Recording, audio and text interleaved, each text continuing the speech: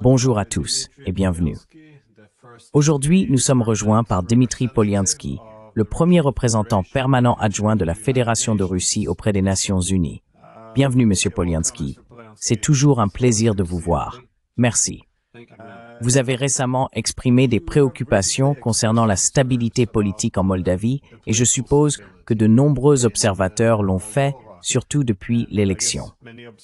Alors, je voulais vous demander, comment voyez-vous la situation?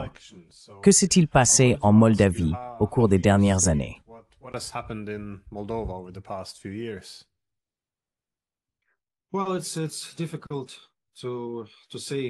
Eh bien, il est difficile de dire de manière concise ce qui se passe là-bas, et nous ne voulons pas nous immiscer dans les affaires intérieures de ce pays. Mais nous sommes très inquiets de la tendance politique qui s'y déroule. En fait, le pays est actuellement entre deux élections. Ils ont eu une élection présidentielle l'année dernière, qui était, je dirais, très douteuse pour beaucoup de gens, parce que la majorité des voix dont Maia Sandu avait besoin pour être élue n'ont pas été fournies par la Moldavie elle-même, mais de l'étranger. Et elles ont été fournies par des pays qui étaient prévisiblement plus pro-européens, et où les Moldaves vivant dans ces pays, bien sûr, voteraient pour Maia Sandu.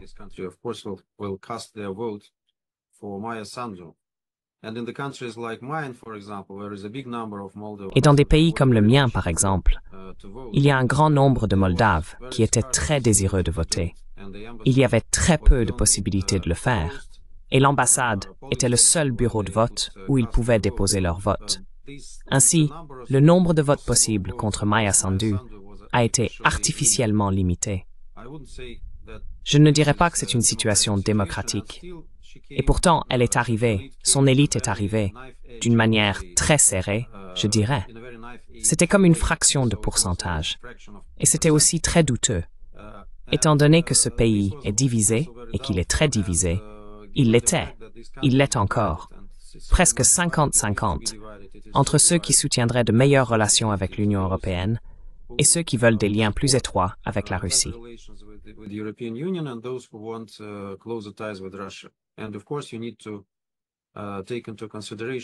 Et bien sûr, vous devez prendre en considération ce genre de dichotomie qu'ils ont et lui donner une bonne planification politique en essayant de ne pas trop perturber les choses.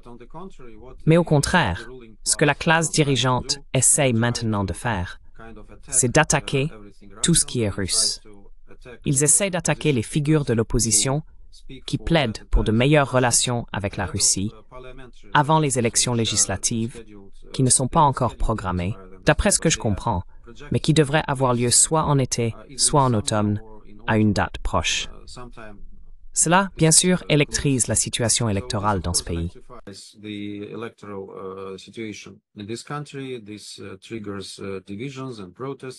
Cela déclenche des divisions et des manifestations.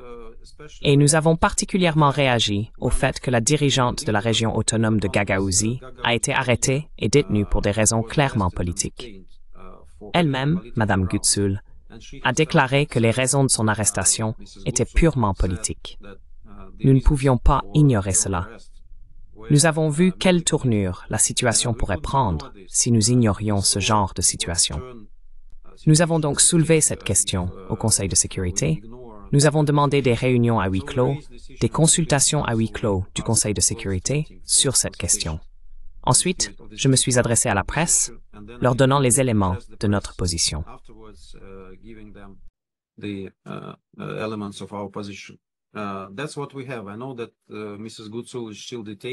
C'est ce que nous avons. Je sais que Madame Gutsul est toujours détenue. Je pense qu'elle n'est plus en prison, mais elle est toujours en résidence surveillée.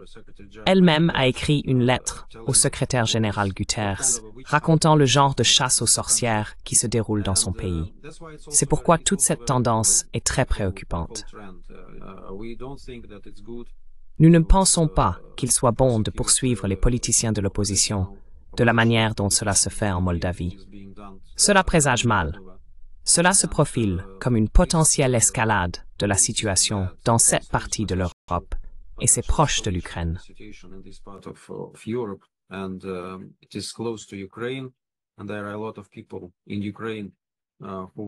Il y a beaucoup de gens en Ukraine qui veulent déstabiliser la situation en Moldavie et qui veulent intégrer la Moldavie dans ce cercle de conflit, une alliance anti-russe, comme ils le disent. Ils veulent déclencher un conflit interne en Moldavie pour punir tous ceux qui souhaitent de bonnes relations avec la Russie, de la même manière que l'Ukraine l'a fait elle-même en 2014. Ils veulent donc le même changement radical dans la politique moldave.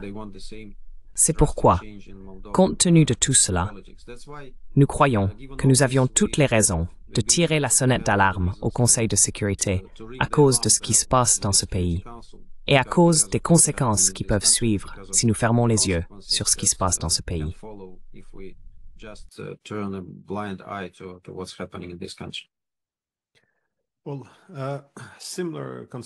Eh bien, des préoccupations similaires ont été exprimées par Sergueï Lavrov. Il a soutenu qu'en Moldavie, sur le plan intérieur, c'est devenu un projet anti-russe en termes de marginalisation de l'opposition. Et il a affirmé que cela pourrait devenir une autre Ukraine. Pensez-vous que cela soit une réelle possibilité, étant donné qu'ils ont des problèmes internes? Et bien sûr, comme vous l'avez mentionné, les Ukrainiens, de l'autre côté, pensez-vous qu'il y a une réelle possibilité que la guerre en Ukraine s'étende à la Moldavie?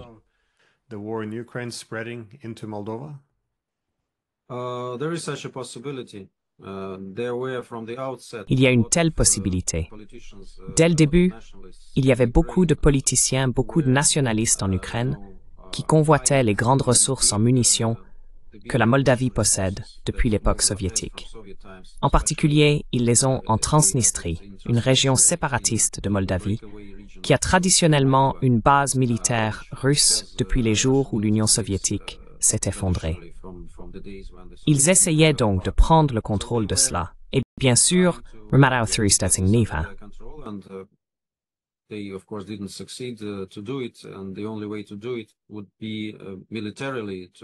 Et la seule façon de le faire serait militairement, d'attaquer la Moldavie, de déclencher une sorte de conflit interne dans ce pays, et ensuite, sous le couvert de ce conflit, de prendre le contrôle de cette région. Il y avait donc beaucoup de plans comme celui-ci, et les gens l'exprimaient assez ouvertement. Maintenant, ils ne l'expriment plus, mais nous craignons que ces plans soient toujours dans leur tête. Il y a aussi un autre intérêt pour la Moldavie elle-même dans un tel scénario, car comme je vous l'ai dit, le pays est divisé à 50-50. Et comme l'ont montré les récentes élections présidentielles, ce n'est pas seulement 50-50, mais il y a maintenant moins de personnes à l'intérieur de la Moldavie, pas à l'extérieur, qui veulent vraiment que l'intégration européenne soit une priorité pour le pays, au détriment des liens avec la Russie et au détriment de leur identité.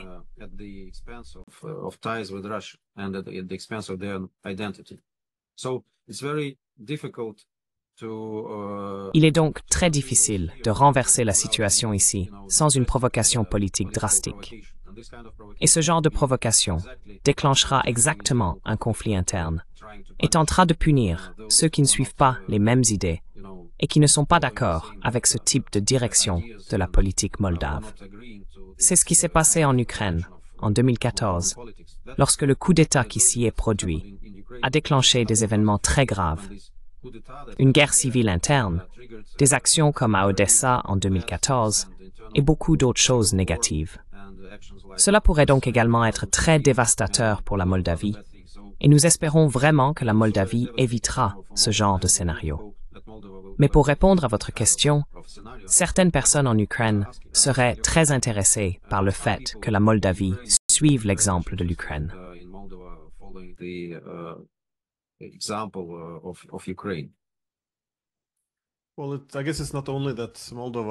Eh bien, je suppose que ce n'est pas seulement que la Moldavie est divisée, mais nous avons aussi, bien sûr, rendant la situation beaucoup plus complexe, la région sécessionniste, la Transnistrie ou Pridnestrovie.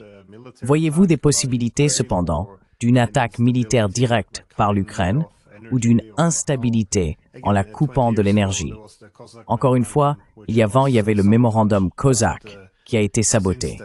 Mais depuis, nous n'avons pas vraiment eu d'autres efforts réels de paix et d'intégration. Voyez-vous la Transnistrie comme étant la partie la plus vulnérable où l'Ukraine pourrait effectivement mener une attaque militaire directe?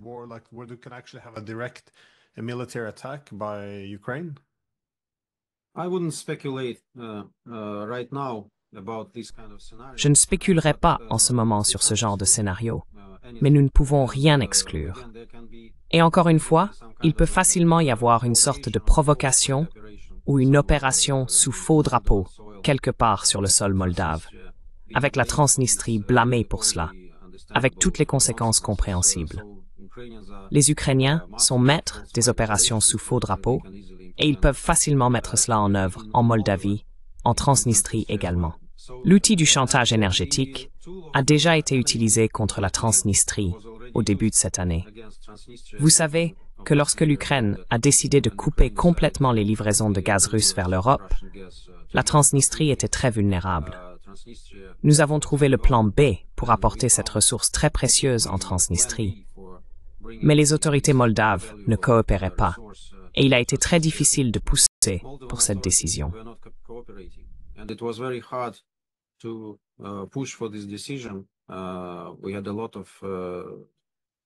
Nous avons dû tirer beaucoup de ficelles pour y parvenir, et ce n'était pas du tout garanti.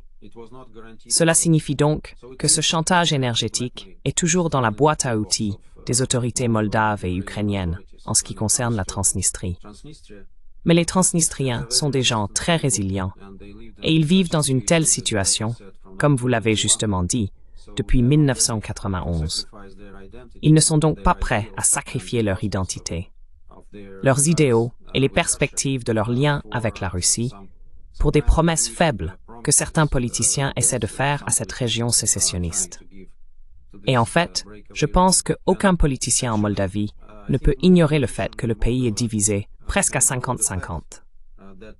La meilleure solution pour ce genre de situation a en fait été discutée entre la Russie et l'Union européenne à un moment donné.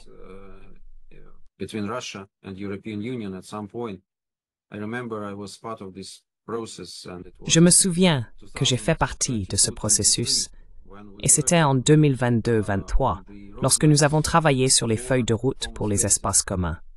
L'un d'eux était l'espace commun de sécurité extérieure.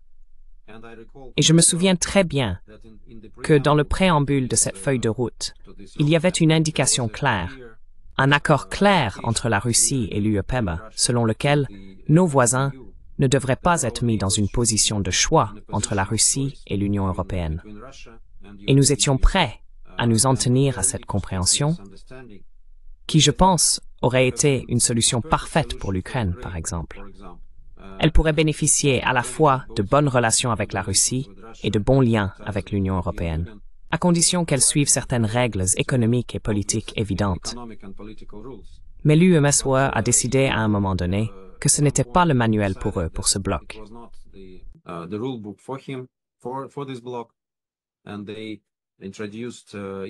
Et ils ont introduit le partenariat oriental à la place de la politique européenne de voisinage. Le partenariat oriental ne concernait pas la Russie. Il s'agissait de lutter contre l'influence russe dans ces pays et d'essayer d'isoler la Russie et de l'éloigner de l'Europe. C'est à ce moment-là que tout a commencé. Si nous avions pu nous en tenir à cette compréhension à ce moment-là, je pense qu'il n'y aurait eu aucun problème en Moldavie, aucun problème avec l'Ukraine. Ce statu quo était assez bénéfique pour ces pays. Maintenant, nous regardons l'Ukraine et comprenons combien ce pays a perdu à cause de cette poussée absolument russophobe dans la politique de l'Union. Espérons que la Moldavie sera assez sage pour ne pas tomber dans ce piège.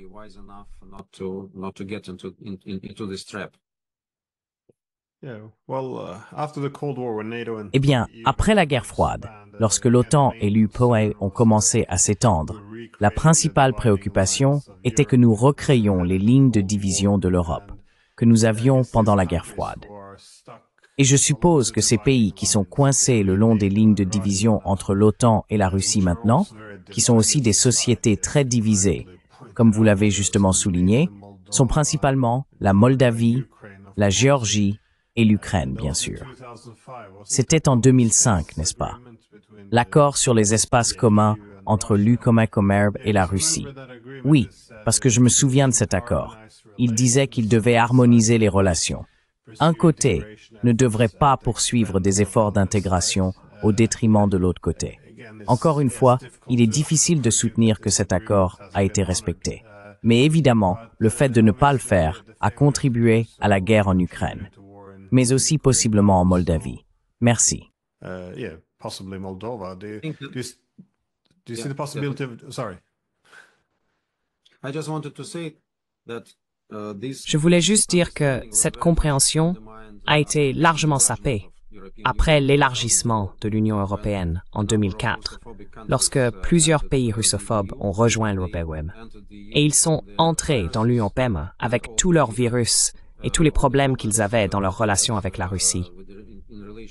Je dirais que ces problèmes étaient surtout psychologiques plutôt que pratiques.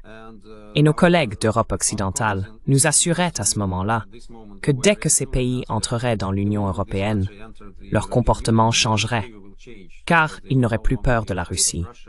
Et il y aurait suffisamment de garanties de la part des membres principaux de l'UPO. Mais il s'est avéré que c'était tout le contraire. Car ce virus, qui a été introduit dans l'UMUMOR avec l'admission de ces pays en tant qu'États membres de l'Union européenne, a empoisonné l'ensemble de l'UPM. Et nous voyons maintenant que l'ensemble de l'Union européenne tient les mêmes discours que, par exemple, les États baltes ou la Pologne prononçaient il y a 20 ans. Et c'est pourquoi ce projet de feuille de route a été sapé. La politique européenne de voisinage était également un produit de cette dynamique expliquée par l'élargissement de l'UE en 2004. Je pense que c'est aussi un élément très important à prendre en considération.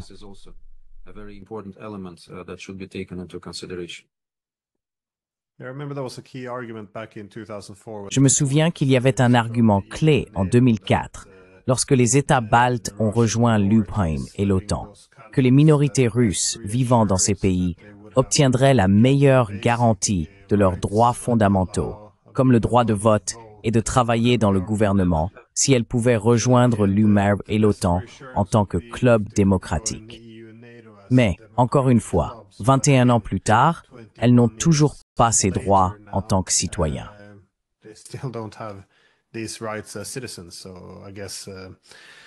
Je suppose que oui, cela ne s'est pas vraiment déroulé comme on l'avait assuré. Mais bien sûr, un pays clé, le long de ces lignes de division dans une Europe divisée, serait la Géorgie. Nous avons également vu, il y a quelques mois, lors des élections, que le Premier ministre géorgien a averti qu'il y avait des tentatives de coup d'État pour renverser le gouvernement géorgien. Donc, la Géorgie pourrait être, selon ses mots et ceux du Premier ministre géorgien, convertie et utilisée comme un second front contre la Russie. Pensez-vous que cette situation s'est maintenant calmée ou est-elle normalisée?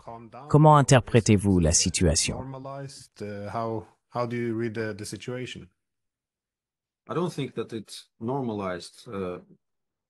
Je ne pense pas que ce soit normalisé.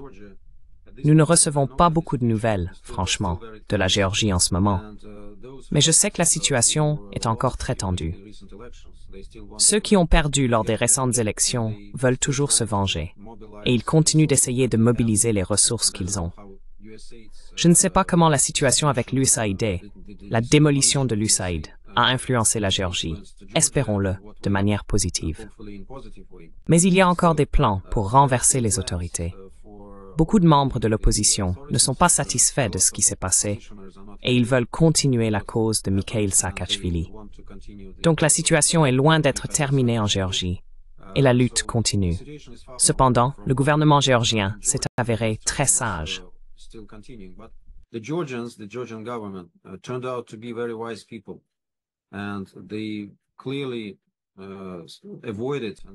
Et ils ont clairement évité, et c'était leur choix prémédité, d'éviter le sort de l'Ukraine, d'éviter la situation avec le Maïdan, avec toutes ces choses qui se sont produites par la suite. Car beaucoup de gens essayaient de pousser la Géorgie sur le même chemin que l'Ukraine en 2014. Donc, ils ont eu le courage et les forces de résister, et ils sont restés à l'écart du conflit en Ukraine. Ils sont restés à l'écart des appels à s'impliquer d'une manière ou d'une autre, dans la situation après le début de l'opération militaire spéciale de la Russie contre l'Ukraine en 2022, ce qui a déclenché une immense critique, une critique féroce de l'Ukraine et de l'Occident.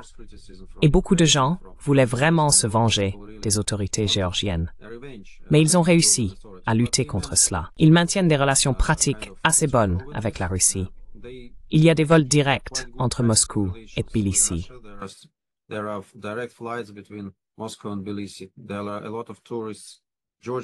Il y a beaucoup de touristes. Les Géorgiens viennent en Russie et les Russes vont en Géorgie. Je pense que c'est un très bon préalable pour établir des relations bonnes, pratiques, amicales et mutuellement bénéfiques entre nos deux pays, ce que nous accueillerions très favorablement.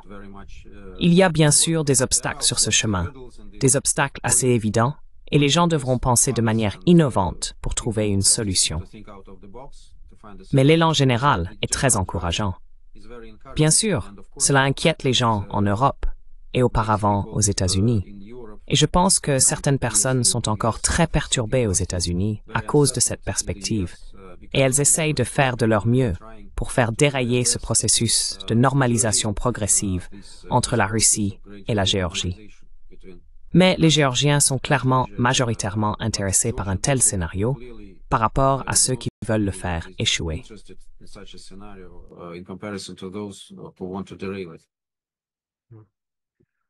Eh bien, Monsieur Polianski, merci beaucoup pour votre temps. Je l'apprécie, comme toujours. Merci. Merci.